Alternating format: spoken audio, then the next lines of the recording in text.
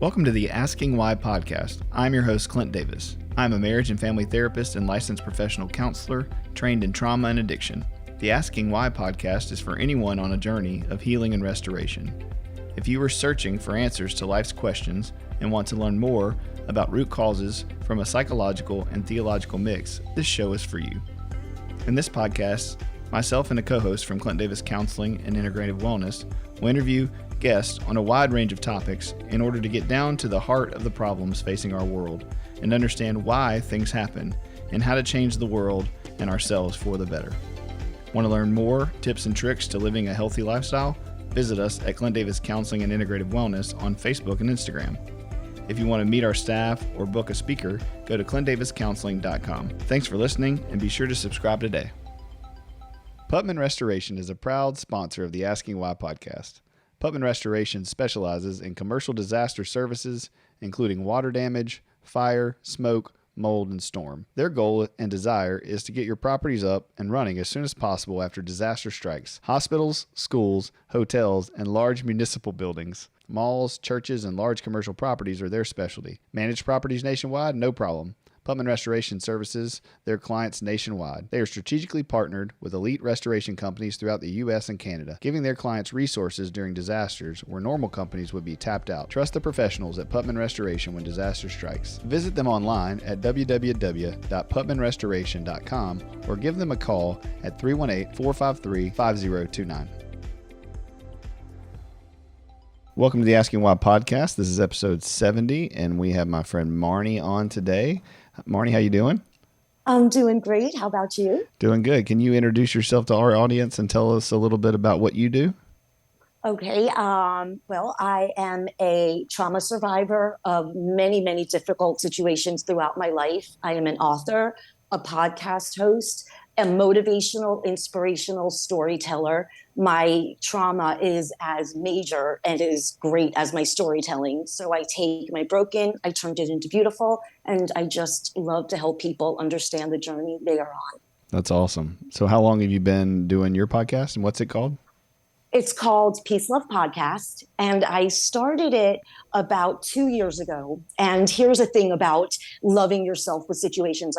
I look at myself and I was like, darn, I should be a lot more ahead. But I'm proud of myself that I have 40 something episodes already. Yeah. So it's really cool. And I try to put a light way of talking about my mental health so people can relate and not be scared about it. Yeah, it's definitely kind of our goal too, is to be able to, have people talk about mental health stuff and not make it so daunting and so tough to talk about. Yeah, taboo. Exactly. Yeah, I loved, we kind of connected on Podbooker, and I loved reading about, your story, and so I thought, man, this would be a great fit for people to hear.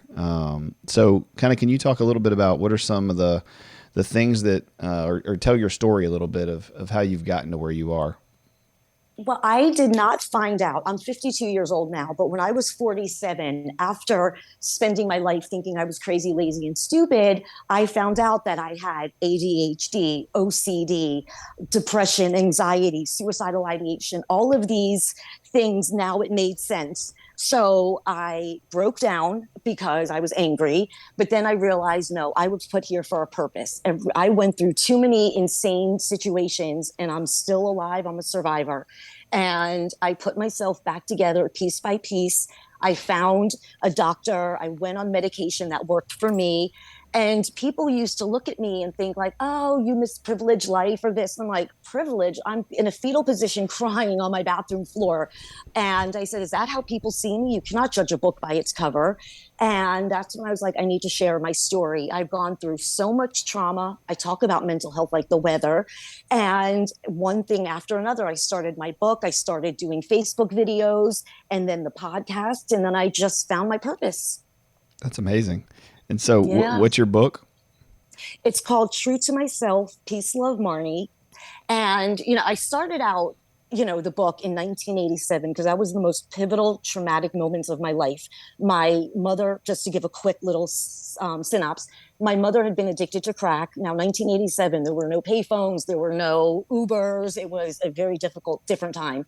And her boyfriend ripped me out of my car. We were thrown out of our apartment, threw me on the pavement, and they drove away and left with all my belongings. None of my family members wanted me. I didn't know where I was going to go.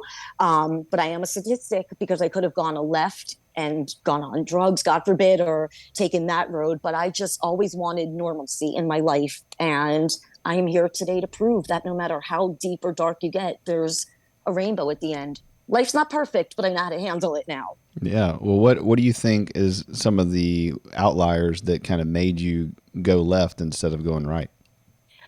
I never had a typical childhood. I mean, I'm talking from when I was born, biological father went for cigarettes, never came back. I had 3 fathers by the time I was 10, moved around a lot. So all I ever craved was a suburban neighborhood, like not big dreams like New York, just I wanted a family. So I would look at people in neighborhoods or TV shows thinking, that's all I want and I'm going to get it. That's all I want. So that manifestation in my brain at such a young age, not realizing I was doing that, that's all I wanted was a home in the suburbs because I was deprived of that my whole life, that typical upbringing. Yeah. So your goal was just as simple as just, I need a home in the suburbs. Yep. So it's funny, like I tell people, they don't realize how blessed they are.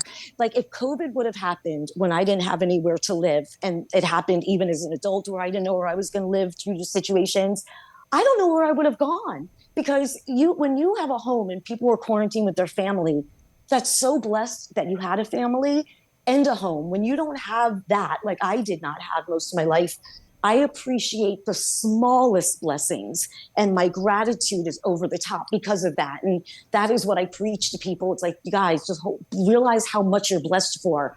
A roof over your head, food, water, a shower. Those things, when people don't have, is just such a treasure. Yeah, definitely. I think during COVID, as you stated, there was a lot of people who didn't have family, that were homeless, that were disconnected. And, being isolated, those people got cut out even more. And we still haven't seen the consequences for them, I think, in our society. And it's a good perspective to have, being locked down with a family at home that you love and that you feel safe with is definitely far better than being left out on the streets, disconnected from a family you don't have. Exactly. And it put a huge strain on, there was a lot of things that came out of COVID, some people for good, some people for worse. Because I had never left my house for a while through my depression, I was like, I've been quarantining for years. So I was able, like, why is everybody in an uproar? I do this every day. It's not hard. I used to have my groceries delivered, left at the door so I didn't have to interact. So I was a pro. I was the happy, bubbly one during COVID because everybody was now in my world or quarantining. But there were people that, wait, I need human interaction desperately. I need to be the popular one at the office. I need to be around people. I mean, we are a civilization needing human interaction. And that really depressed a lot of people, the anxiety, the unknown, the out of people's control, people who are controlling most of the time. This was something out of our control. And it's very hard to let go when you're used to that. And, for college kids and high school students, the statistical rate, 135% of these kids have increased depression and anxiety since, I think, 2013. But when COVID started, it amplified it even more. So there's an epidemic in this country that's really, really bad. Yeah, definitely. I think many people with mental health issues that wouldn't call them mental health issues. I think we normalize a lot of negative coping, and we find ways of surviving our traumas, and they're just all normative and relative to us, right? Until something like the pandemic hits, and then all of the coping skills that you have and all the things that you thought were keeping you propped up can't be done. Yeah. And yeah, those things of connection and intimacy, and they get taken away. At the bare minimum, right? We need human interaction and connection.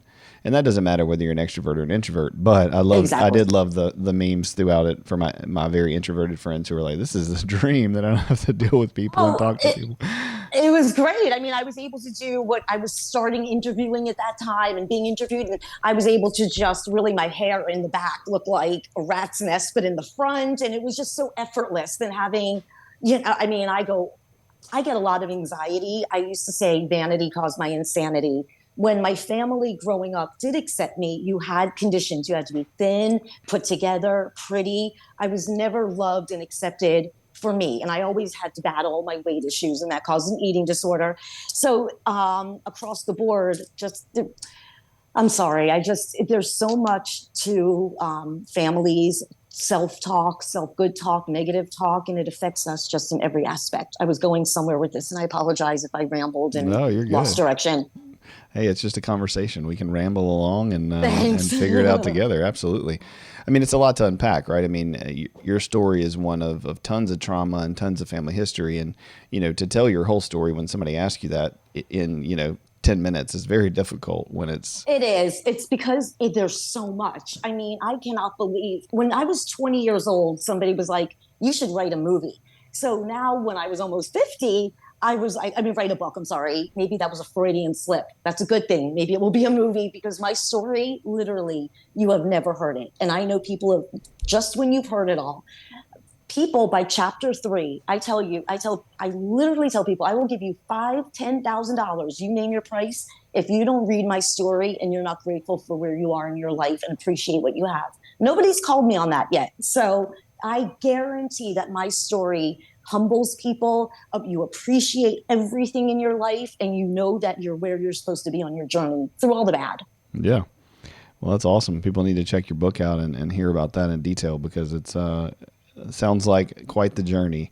Can you tell me, as you kind of found healing, what were labels and diagnoses helpful or hurtful or a little bit of both? What made that beneficial or not? Do you know what? It was a little bit of both because it couldn't change anything, but it was that, oh, that's why I'm disorganized. That's why I don't want to leave. That's why I don't talk to people. That's why I cancel plans at the last minute. So it answered all of the questions I always had, why I was so scattered or made fun of. So it was like, okay, I can't do anything about it, but now I have an understanding, and now I can, and it's very manageable once I was aware of it and understand, and that's what keeps me present. If, for example, if I'm about to do this interview, for example, and I'm starting to get a little bit shaky and sweating because I don't know what's going to happen. It's that feeling of the unknown. And so my anxiety acts up all the time, and we all have it. But it's these triggers that we have is something that's also something we all need to talk about. We all have our triggers, and when they don't go recognized, that's when a lot of stuff happens internally and then externally. So putting the name to it was good. I was able to understand why I was such a mess. Yeah. I mean, when we, I'm a veteran. And so there were probably 4 or 5 years where, I had PTSD, but I wouldn't have called it that. And, right. The label can be shaming. And I've heard this from tons of people and clients, it's like, oh, that, if you label me, then that says that's who I am. And that's not really the point of labels. The point of the label is to help you understand what you're fighting. And so, exactly. But sometimes, unfortunately, with psychiatrists and doctors, sometimes they do label you as something and say, oh, you're bipolar instead of you're fighting bipolar, or exactly. You have a mental illness instead of saying, well, you know what, you actually, your body and your brain is responding exactly how it should to the terrible things you went through in life. Mm-hmm. And so for so many of us, I think, that struggle with mental health issues, which I think is almost everybody on some spectrum. Yes. The biggest thing is not letting that be your identity, and having clinicians and people and pastors and whoever you look to help you find what is your identity in spite of, having these struggles. So I think your story tells a lot of that same thing.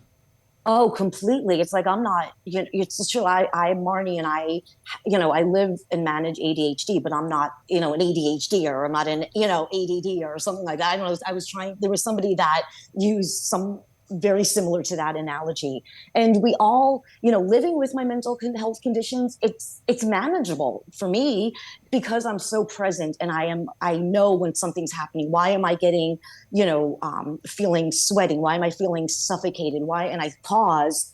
Okay, let me remove myself. And the pause before my reaction for me was game changer. Because Absolutely. that reaction will infest my body of anger that I don't need. So it's worth walking away because I don't have to be right. I don't have to argue with it's like arguing with a beating a dead horse most of the time. And it's just not worth it. So pausing before everything has changed a lot and helped me. That was a huge shift, the reaction and not reacting. Yeah, when you can connect, bipolar or ADHD or anxiety or whatever it is that is the label to your actual body's responses to your trauma, then you start to pick up on that, that it's the same pattern every time. I was kind of joking yesterday. I did a talk for a group of pastors, and I was sweating and my hands were clammy, and Right. and so I just said that from the, I just say that from the pulpit, like, hey, listen, I'm having a reaction. I want you to like me. I want what I'm saying to be good. This is all part of trauma. And the more we're aware of it as teachers and leaders and people, the more we can, downregulate and calm ourselves down. And I think so many of us try to paint that picture as a coping mechanism of, I've got this. If I'm nervous, I'm wrong. It's like, no, you're coming onto a podcast or you're doing a talk. Even if you're super confident and extroverted, there's still It's going to be okay. some nerves. Yeah. So I would say to, like, whether it was my daughter or whomever, I'd be like, what's wrong? Or they'd say, I'm fine. I'm like, no, it's okay that you're aggravated. You could say, Mom, I'm not in a good mood right now. I had a bad day at school. You don't have to pretend. And I also preach within my family at work is communicating boundaries and communicating, like, if I had a tough day, when I usually you'd come home and you're like, why are the dishes not done? Now I tell them, don't take my mood personally. It's not you. I just had a very bad phone call. So if I'm, this loud or this kind of passionate, just don't take it personally. And every time that I would talk, because I have such a black or white personality, my kids would take it personally. Like I was yelling at them. And I was like, no, I was just in a bad mood because of this or that. So now it's a joke within my kids, like joke or not, but I'll be like, okay, I'm having too much stimulation. It's a trigger. Like all they hear are my triggers because I live so much in the moment. I'm like, this is a trigger. That song's a trigger. This smell is a trigger. This place is a trigger. But being aware of it helps me tremendously. Absolutely. And I think the more that we're honest about and can kind of extrapolate out where that comes from to our family, to our friends, to our kids, there's a lot of shame reduction because they start to depersonalize it, and then they can actually be more patient. The reason people have a hard time being patient with us and our triggers is when they're taking it personally. And Yes. so when there hasn't been good communication. Now, no matter what, right, dealing with someone who's triggered and upset and frustrated, it's hard. That's relationships are hard. Being there for people is difficult, but so was a childhood full of trauma. Yes, And but so, understanding, oh, I'm sorry, I didn't mean to no, interrupt. I go. just know it never has anything to do with us. So when somebody's rude to me, I know this person didn't wake up rude. There has to be something going on with their life. And it's easier said than done, not taking things personal. But I understand where it comes from, but it doesn't mean I need to be around it. Yeah, So I could yeah, be that's like, oh, good. That's good. right? Like I understand why you're an angry, gossipy, Debbie Downer person, but I respect myself a little bit, my boundaries. So I'm not going to hang around you, but that's okay. I'm saying that to myself, not to the person, because I don't have to argue with this person. I don't hate anybody. I understand that they are going through their journey, not so great right now. Their energy is not so happy.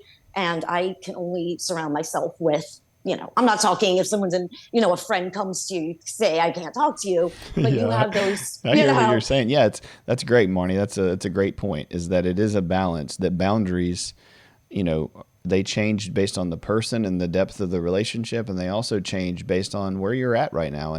And sometimes even with those we love the most, we want to be in a space where we sacrifice and serve them, but sometimes we need to be served. And so it's a balance. All of those are, exactly. you can't give a blanket statement to, well, here's what a boundary is with everybody.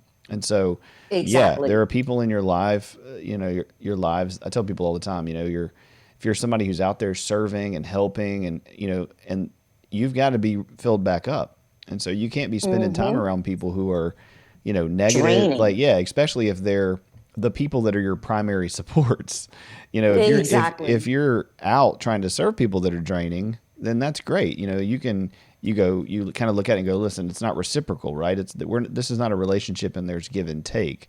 If you're out, helping in a ministry or helping with the homeless or helping with Mm-hmm. a person that you're mentoring, you're not expecting them to listen to all your problems and reciprocate. But if it's your best friend, Exactly. right? Like, Yep. that's somebody that you have to go, well, is this a reciprocal relationship, or is this one that that is just going to continue to drag me down? And there's a big difference. Little one-sided. Yeah, go ahead. No, I said it's very one-sided, and when you start to recognize that, it's and realizing these people are just there to drain you, and that is it, and not, you're there to always call when they want to complain, and I don't want to hear that. I don't Right. want to hear that constant negativity always. But when you can make that choice to be happy, again, not everything's situational, and I'm not talking just Debbie Downers. Like if you say I won the lottery, well, you got to pay taxes. There's somebody always finding the negative with something, and those are the worst people to be around. Absolutely. There's a big difference between a friend who's lost a baby and they're having a really tough 3 months of depression, anxiety, and you're around them and they're not giving anything to you. Well, that's a service-oriented time for a season. But if it's a parent or a cousin or a friend or a coworker who, there's no reciprocation and never has been, then it's okay for you to set that boundary and say, you know what, I'm going to love this person from a distance, but I'm not going to continue to engage with them when all they do is critique me, or all they do is shame me, or all they do is trigger me because they remind me of X, Y, Z. Yep, 100%. It's okay for us to step away from those things. But I think that's the stuff that I love talking about, is because nobody ever really teaches us how to do that. And so if we're not in community, and, we err and screw that up pretty good. So it's true. People pleasing also was the one thing, because I grew up wanting to be loved and accepted my entire life. And then once I stopped people pleasing and realized that aha moment again, why am I more concerned how you feel rather than me, how I feel? I don't want to go to this party tonight. I don't have to because it's my neighbor.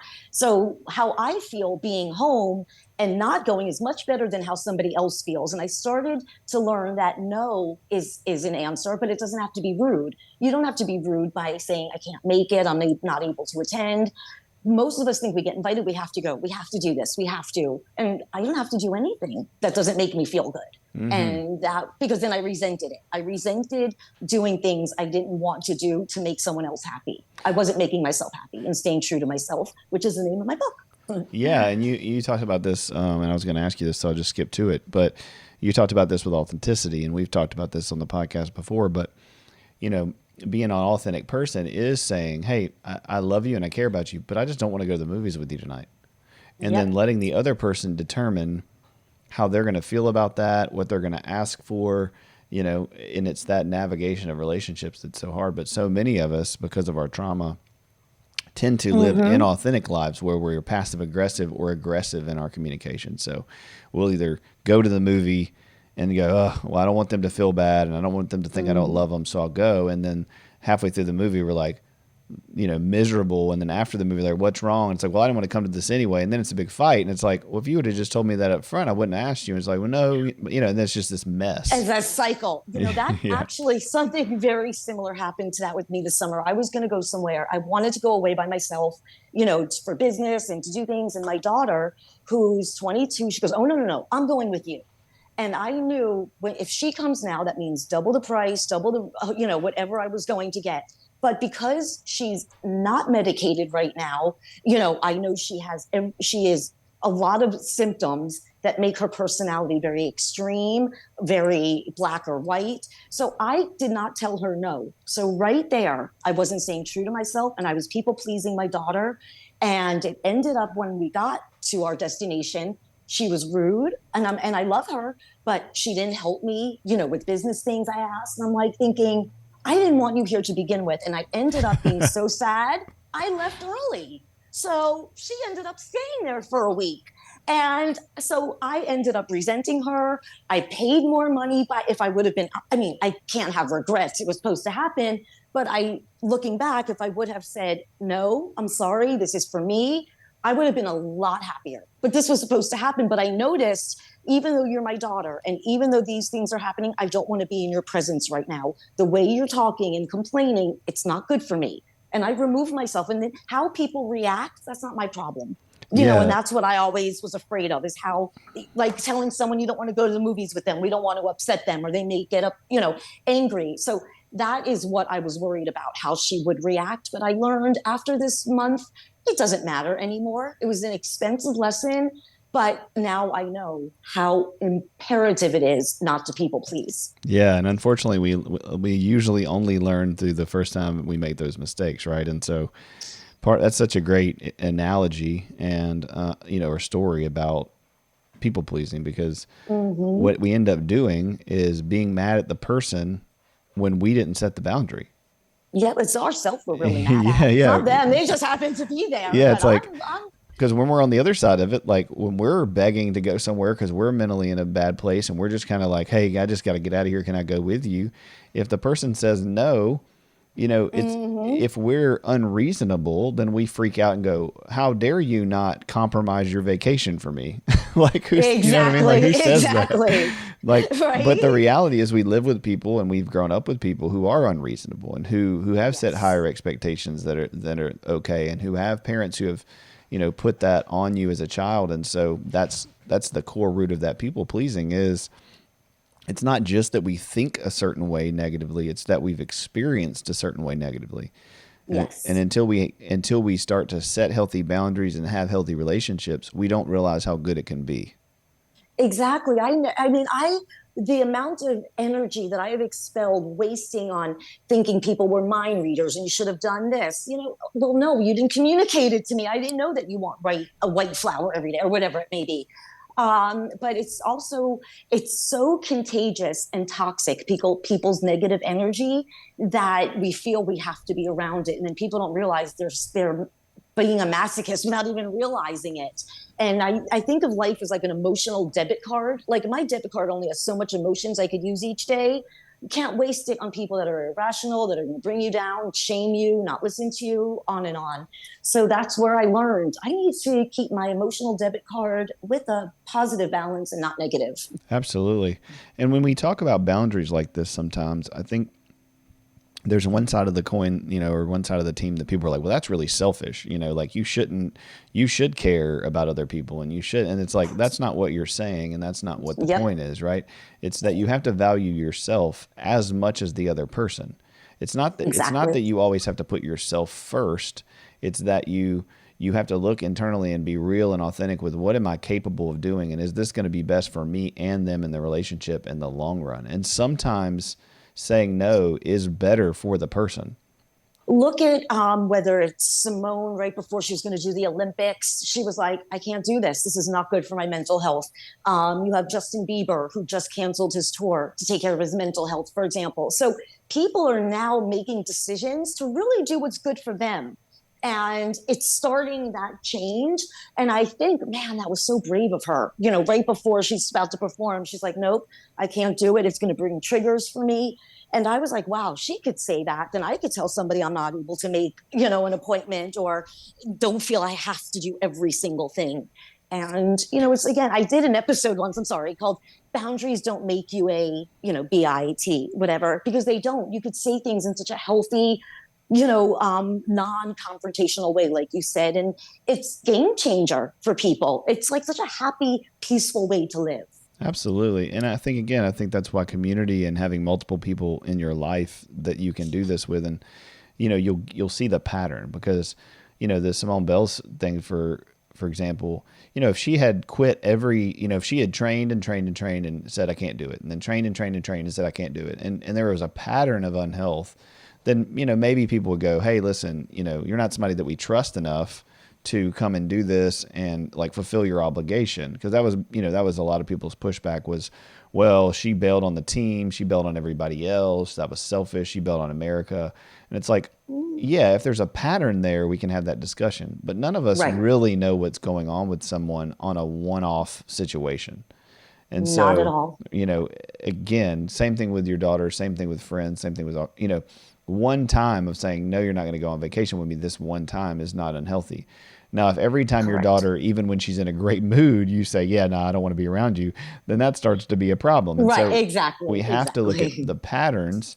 And that's why community and friends and church and whatever else you use is so Yep. important, is that you have to have that. If to do all of this well, you have to be willing to ask people around you, hey, am I being ridiculous? Is this boundary unreasonable? That's where therapy comes Hmm. in too. It's like, I need you to tell me. Just this morning, somebody was like, I need you to tell me, is what I'm expecting too much? And I was like, absolutely not. You're expecting breadcrumbs, Right. and the person feels like you're expecting a full course meal, but you're not. From the outside looking in, what you're expecting is so small. And when we get in our own heads without accountability, without support, we literally don't know how to trust ourselves sometimes.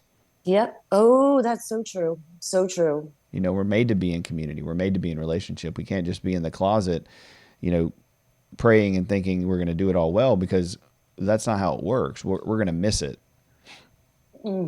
Absolutely. And it's people, so many people are going through things, and we all can put on a great exterior, and even the happy. I mean, I hear of these suicides that are happening now, a horrible a statistic that should not even be up there. And these people that look on the outside like they're the most fabulous, they don't have a care in the world, and the amount of suffering. It's, for me, when Kate Spade died of suicide, that's when I went to my doctor and I realized, if Kate Spade was that unhappy, then what I'm going through, and hearing she wasn't alone, I wasn't alone from Kate Spade. I talk about what I go through, so somebody else doesn't feel they're alone, and have just a little bit more compassion in this world, because somebody could be so fragile, and it takes one thing to put someone over the edge. It takes just one thing to make someone smile, or it could take one thing to put them over the edge. So I just beg people just to be so careful and just kind. Don't go out of your way to hurt. There's no reason. Absolutely. Fix yourselves. Absolutely. You're right. I mean, I see in my practice and in the work that we do, just a little bit of good outweighs a lot of bad. Sure and you does. know this. I mean, in your story is the same. You have years and years and years of detailed trauma and abuse and neglect, and yet, 5 years of recovery might seem like a long time to somebody, but in the scheme of things, right? It's a miracle. I shouldn't be alive. Right. I should not be alive. Right. By the grace of God, I was meant to be here. It was like, I feel God was like, you know what, you take one for the team. You need to go through all of this, because one day everyone's going to need your story. And I believe I was chosen, and that became my purpose. I didn't go through all that just to go through all that. It was meant for me to share. And the way I tell my story, I engage people that I'm grateful they're listening, and they take something from me. And I could save one life, save one person's insides, make one person smile. I try to make somebody laugh every day. It's working. Definitely. It works. Yeah. One of the things I try to work with people on, and you can take this or leave this, but it's trying to kind of look at it from a God perspective, is that He doesn't necessarily cause the bad things, but He's going to use them for good. And so, Yep. He allows the world to be broken, and there's pain and there's suffering. He could fix that today, snap His fingers, but that would be forcing us all into things that we might not want. That's right. When it has to do with other people, we're like, God, I think you need to make them nice, or I think you need to make them not do any trauma, but let me keep living my life freely and and do my own thing, because I have great intentions. And a lot of times, I know in my own story, as a veteran, people ask me, would you do that again? And I'm like, heck no, I wouldn't sign up again. And I wouldn't necessarily recommend anybody signing up for it. Right. However, I would never want to change that, because I am today who I am, exactly based on that trauma. Now, moving forward in my children's lives and in my friends' lives, I'm going to do everything I can to prevent them from having that to be their story. Yes. So it's like this kind of two truths can happen at the same time. One is, I'm glad it happened because it made me who I am, but no, I wouldn't do it again, and I wouldn't recommend it for anybody else. Not at all. And that's why I tell people I live with not one regret, because every story, every situation molded me into who I am today. And I have taught, as much as I just talked about my daughter, she's one of the kindest, most compassionate, most loving person. Grateful, because I've instilled that since she was born. So she doesn't know but to be kind to people. So what I took from all my bad, and I took the goodness out of it, and I passed it on to her, and she spreads it and sprinkles it. So that's why I don't know what I would be like if all those things didn't happen, but I love who I am today, so I wouldn't change it for anything. That's awesome. That's good to hear. That's very rare. And I hope that through your message and through our podcast and our work with people, is that they do start to love themselves more and realize that, hey, even at their worst, there's a God that loves them unconditionally and sees them as worthy and valuable and secure, and that, he's working these things for good, even though they're bad and even though they're hard and even though they're miserable in the middle of it, that they're not for nothing and they're not meaningless and not pointless. And we won't, see that until the other side. But I think you giving your story and telling your testimony and people continuing to do that in their own lives gives everybody else hope, because they can see someone and go, oh my goodness, Marni went through all of that and she's still positive and she's still encouraging. But at the same time, it's not fake. You're authentic in the sense that you can acknowledge that, hey, I need to work here. Hey, I have these anxieties still. Hey, the old is gone and the new has come, but man, there's some old stuff still hanging around that I got to tend to as I move forward. Oh, I'm a Fruit Loop in a world of Cheerios. I mean, I love it. I own it. And I tell people it's not rejection, it's redirection. Right? Fruit Loop in a world of Cheerios. But when people think they're going through all these stumbling blocks, when you look back like I do, it's like, it's not rejection. It was redirection. It was just like Pac-Man. I tell people it's like eating those little pellets. You see the wall, you go the other way, and then the thing eats you. But you keep going. You don't just end the game. So you just mind your life, eating your little Pac-Man pellets, and just, if there's a block, you go the other way and just keep going. That's so good. Yeah. We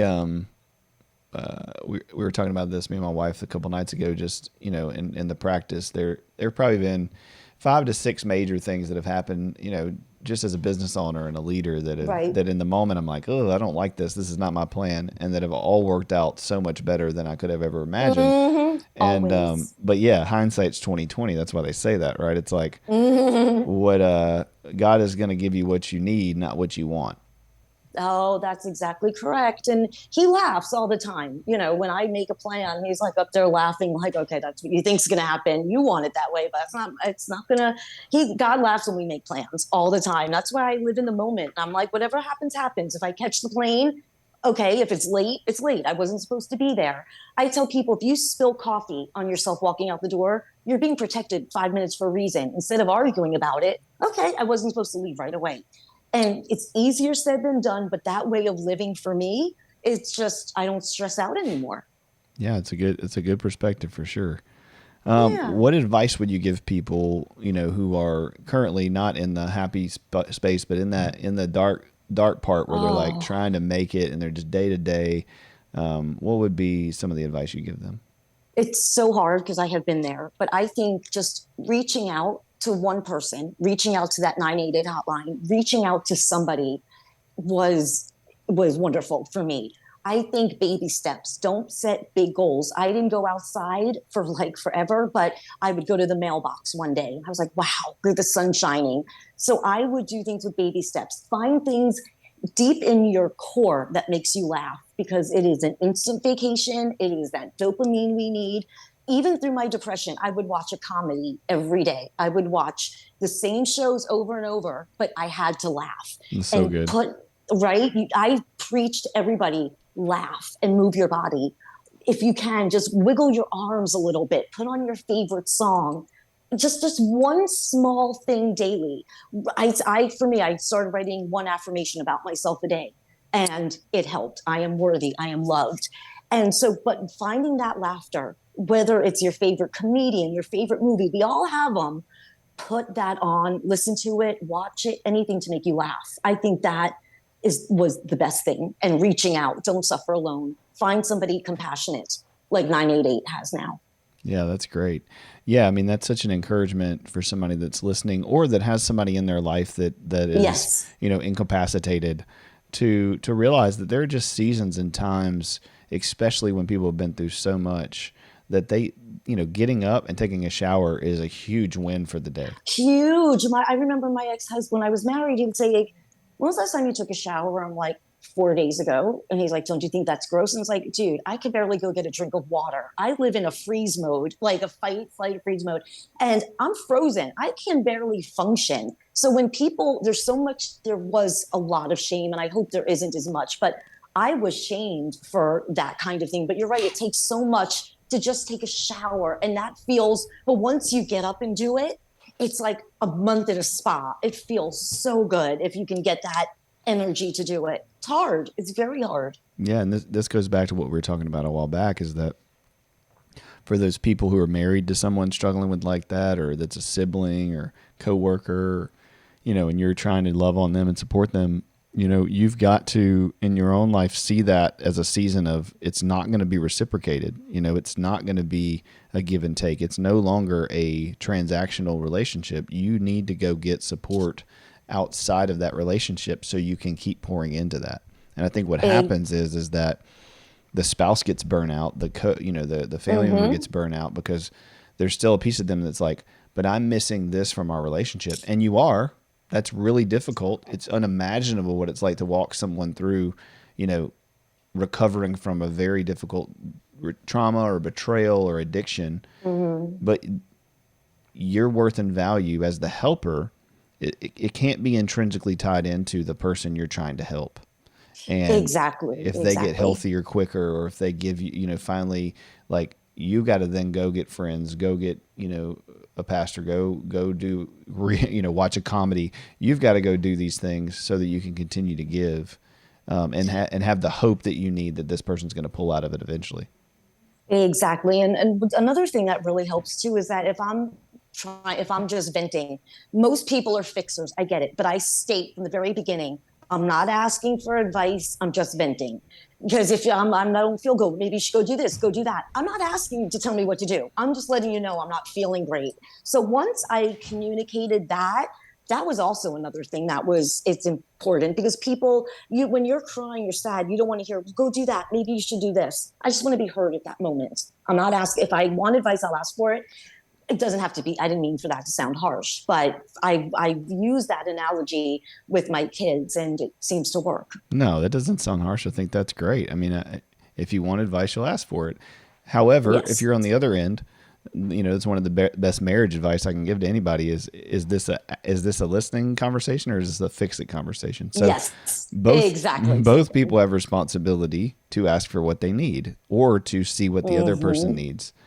But so many times we try to guess to be validated. And what I mean by that is, as a spouse, you might go, oh, she's upset or he's upset, and so I'm going to fix it, and and it's from a good intention. You're trying to attune to what their needs are.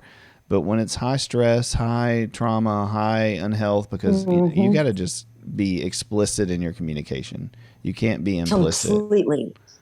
Yep. I mean, it's a lot of people don't want to dig into their, past traumas and triggers, and don't want to go there and talk about it, and they suppress. But I use this analogy. If you were to put a ball under the water and you keep putting it under the water, the minute you let go, it explodes. And that's what I and a lot of people have done. You keep putting your emotions, and it's going to come out on the wrong person at the wrong time. And that is why taking care of our mind, and a healthy mind, is so imperative. It's connected. Our physical health, mental health, they are both as equally as important. Definitely. I loved how you said, just get up and move, like we talk about move and baby steps. That was so encouraging and so smart, because it is true in the beginning, whatever it is, whether it's exercise or losing weight or getting to a place where you feel healthy in your body, whatever that looks like, that you take baby steps, and that you don't. I'm the worst when it comes to the gym. Like, I just went to the gym this morning for the first time and did squats, and I was like, okay, I cannot try to do what I was doing 6 weeks ago, or I won't be able to walk for the next 4 days. Right. But my mentality is, I want to get back to where I was. So I'll just do all of the things I was doing, before I, got hurt or whatever. And man, I would regret it. And so I had to pat myself on the back as I left, because I was like, I'm going to be able to walk tomorrow. And I did just enough, although it didn't feel like hardly anything. And that is that self-talk that we need to do. It's like, it is enough. Know your heart, and your effort, and no matter what, that's going to be between you and God, because you're not going to be able to prove that to someone who doesn't want to see you in the best light. If they want to see you in a negative light, you can paint them a portrait, you can draw them a map, you can sing them a song, you can do whatever you want to, and they're still going to see you negatively, because that's an internal issue on their part. That sure is. Absolutely. I mean, you could say, look at Disney World, how fun this is. Well, there's so many people. Like, there's always going to be people that are miserable, no matter what you say or how happy it is. Absolutely. Well, what are last couple questions? Just what are some daily routines that you're doing now to kind of stay on top of your mental health issues, and what would you kind of tell some people are kind of the go-tos throughout your day? Definitely For me, making my bed the first thing I do when I wake up. I used to never do that, but it is this sense of accomplishment.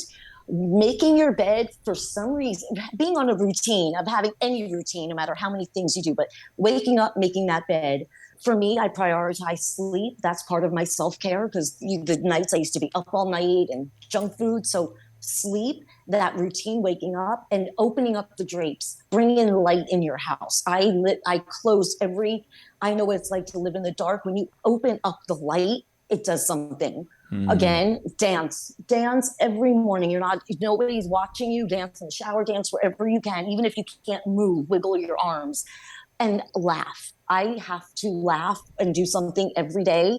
If I don't laugh, it's like I need it. Like I'm from that movie Monsters Inc. I think it's like I get fueled by laughter. I'm like Sully. And so I think it's also a not to internalize stuff, but I definitely going outside, even if you can't move, I am begging somebody that's listening. I get it. But just go outside for 1 minute and build that up. Going outside in nature and walking, it saved me. Again, I went from a dark room to now bright lights and being able to enjoy the outside. But baby steps. For me, it was the mailbox, making my bed, taking that shower, those hard things. It's so hard. But once you do those little things, everything falls more into place. That's that awesome. makes sense. Yeah, definitely. Yeah. Well, I want to encourage you that you are making a difference, that, your story does matter, and that the people that you're connecting with and influencing, and just your personality, your light that you bring to what you do, is it makes a difference in people's lives. And I know that, people are going to be encouraged by this episode, and you gave some really practical tips and tools for people that I think the world needs more of. So I just thank you for your time, and I appreciate you. Thank you. And you're story. patient. Oh, anytime. I love talking about this. And we were just saying that through all of that pain, I found my purpose. So we have to go through those things. We've all survived 100% of our worst days to bring us to where we are now. So I love sharing my message, and I appreciate your patience with everything, and for having me. And absolutely. I could talk all day about this. Absolutely. Well, that's awesome. And where can people find you online? You can go to peacelovemarni, MARNI.com. And on my website, I have different blogs, resources. You can book a 15-minute free consult with me if you want me to speak to you, not as a doctor, but I just am like this support, letting you feel peace where you are on your journey. And I'm there. And my book's on Amazon, True to Myself, Peace, Love, Marni. That's awesome. Well, thank you so much, Marni, and I appreciate your time. Guys, thanks for listening, and tune in next week.